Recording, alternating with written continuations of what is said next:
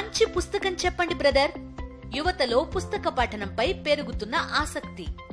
పూర్తి వివరాలకు చదవండి రేపటి సాక్షి హైదరాబాద్ ఎడిషన్. పెద్దపల్లి జిల్లా మంథని ప్రభుత్వ బాలికల హాస్టల్లో నగ్న పూజలు కలకలం రేపాయి. నగ్న పూజలు చేస్తే డబ్బులొస్తాయంటూ విద్యార్థినికి ఆశ చూపింది హాస్టల్ వర్కర్. అయితే ఆ విద్యార్థిని ససేమిరా అని హాస్టల్ నుంచి పారిపోయింది. ఘటనపై పోలీసులకు ఫిర్యాదు చేశారు బాధితురాలి తల్లి. పోలీసులు ముగ్గురిని అదుపులోకి తీసుకున్నట్టు తెలుస్తోంది.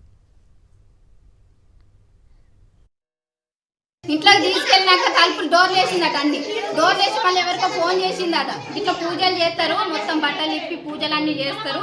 చేసినాక మీకు అవి పూజలు చేసినాక డబ్బులు వస్తాయి. మీ అమ్మ నాన్న పేదోళ్ళు కదా, మిమ్మల్ని దాదేతందుకు ఇబ్బంది అవుతుంది కదా, మీకు డబ్బులు ఇప్పిస్తా నేను అన్నట్టు అన్నదట. అంటే నాకు తెలియదు అమ్మమ్మ, మా మమ్మీ ఫోన్ చేసి అడుగు, మీ మమ్మీకి ఫోన్ చేసి అడుగు అని అంటే, లేదు మమ్మీ తర్వాత చేద్దామన్నదట.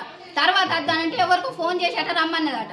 రమ్మన్న వల్ల ఆయన బండి పట్టుకొని వచ్చిందట. లోపల కూర్చున్నాడట, తలుపులు వేసిరట. ఆయన లోపలనే ఉన్నాడట. లోపల ఉన్నాక ఏం చేసిందట, ఇగో ఈమెని నువ్వు ఎన్నో తరగతి అని అడిగిందట. 10th క్లాస్ అని చెప్పిందట. ఎన్ని సంవత్సరాలు అంటే 15 సంవత్సరాలు అని చెప్పిందట.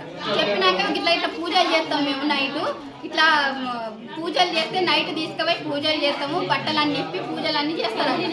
లక్ష్మీదేవి ప్రసన్న అయితే అప్పుడు నీకు డబ్బులు ఇప్పిస్తామని.